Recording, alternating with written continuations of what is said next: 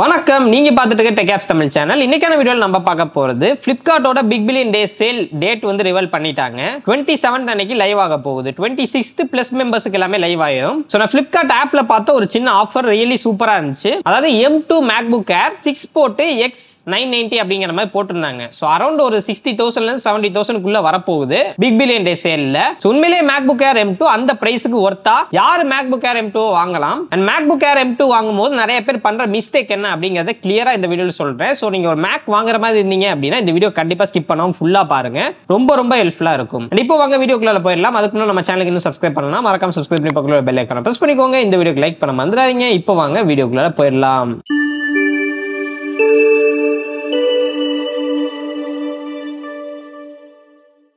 Okay guys, first of all இந்த pricing 6 போர்ட் X போர்ட் 990 அப்படிங்கிற மாதிரி போட்டுருக்காங்க இல்லையா? இதுக்கு பக்கத்துல பாத்தீங்கன்னா ஒரு ஸ்டார் போட்டுருக்காங்க. அப்படின்னா பேக் ஆஃபர்ஸ் எல்லாமே இன்க்ளூட் பண்ணி தான் இந்த ஆஃபர் உங்களுக்கு வரும். சோ நம்ம வந்து மேக்ஸிமம் வச்சுக்கோங்க, ஏன்னா ஏமாற்றம் நம்மளுக்கு வேணாம். சோ அப்ப அதனால 69,990 அப்படிங்கிறது பேக் ஆஃபர்ஸோட சேர்த்து உங்களுக்கு M2 Air வரப்போகுது பிக் பில்லியன் டே சேல்ல. கன்ஃபார்ம் இந்த 70,000 ரேஞ்சுக்குள்ள தான் வரும். சோ இந்த பிரைஸ்க்கு MacBook Air M2 வர்த்தா அப்படின்னு கேட்டீங்கன்னா கண்டிப்பா வர்த்துன்னு தான் நான் சொல்லுவேன். கிட்டத்தட்ட 1 லட்சம் ரூபாய்க்கு சேல் பண்ணிட்டு இருந்தாங்க ஒரு காலத்துல. இப்போவுமே ஆப்பிளோட அபிஷியல் சைட்ல போய் பாத்தீங்கன்னா உங்களுக்கு 90,000 கிட்ட காட்டும். சோ அத கன்சிடர் பண்ணும்போது நல்ல பிரைஸ். நீங்க வாங்குறீங்கன்னா ரீசேல் வேல்யூ உங்களுக்கு அதிகமா போகும். ஒரு 3 இயர்ஸ் கழிச்சு நீங்க சேல் பண்றீங்க அப்படிங்கறப்போ ஒரு 50,000 60,000 உங்களால சேல் பண்ணிக்க முடியும், which is so good. So இப்போ இந்த MacBook Air M2 யாரெல்லாம் வாங்கலாம், யாரெல்லாம் வாங்க கூடாது அப்படிங்கறத பாப்போம். ஃபர்ஸ்ட் ஆஃப் ஆல் விண்டோஸ்ல இருந்து வரவங்க, நிறைய பேர் விண்டோஸ்ல இருந்து மேக்குக்கு ஸ்விட்ச் ஆகிறதுக்கு பார்த்துட்டு இருப்பீங்க. சோ அவங்களுக்கு MacBook Air M2 ல இருக்கக்கூடிய கீ பாசிட்டிவ் என்னன்னு பாத்தீங்கன்னா performance and battery life ratio. இப்போ பொதுவா நீங்க விண்டோஸ்ல பெர்ஃபார்மன்ஸ் ஓரியன்டடான கேமிங் லேப்டாப் எடுக்கிறீங்க அப்படின்னா அதுல பேட்டரி லைஃப் ரொம்ப ஒஸ்டா இருக்கும். 2 மணி நேரம் 3 மணி நேரம் தான் பேட்டரி லைஃப் வரும். அதுவே நீங்க கொஞ்சம் பேட்டரி லைஃப் நல்லா இருக்கணும் நோட்புக் மாடல் எடுத்தீங்கன்னா பெர்ஃபார்மன்ஸ் ரொம்ப கம்மியா இருக்கும். இது ரெண்டுத்தையுமே பேலன்ஸ் பண்ணது தான் MacBook Air M2.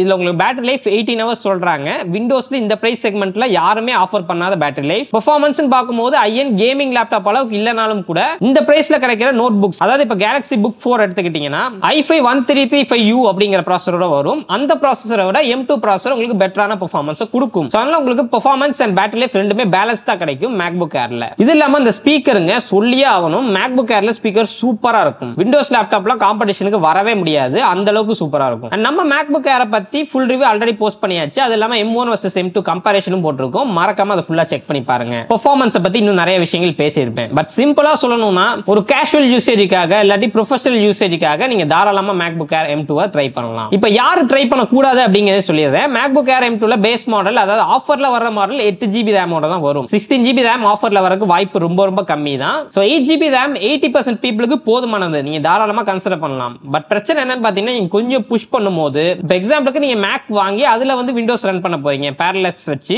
இல்லாட்டி VMware வச்சு ரன் பண்ண போறீங்கன்னா கண்டிப்பா RAM அதிகமா தேவைப்படும். 8GB RAM உங்களுக்கு பத்தாது. இது இல்லாம கொஞ்சம் இன்டென்சிவா வர்க் பண்ற ஆப் டெவலப்பர்ஸ்க்கும் சிமுலேட்டர் ரன் பண்றதுக்கு உங்களுக்கு அந்த RAM அப்படிங்கிறது எக்ஸ்ட்ரா தேவைப்படும். இது இல்லாம உங்களுக்கு பெர்ஃபார்மன்ஸ் தான் ஃபர்ஸ்ட் பிரையாரிட்டி. எனக்கு பேட்டரி லைஃபே தேவையில்ல அப்படின்னு நினைச்சீங்கன்னா நீங்க PC பில்ட் பண்ணலாம். பட் இருந்தாலும் போர்ட்டபிளா வேணும் அப்படின்னா நீங்க கேமிங் லேப்டாப் போறது பெட்டர் ஆப்ஷன்.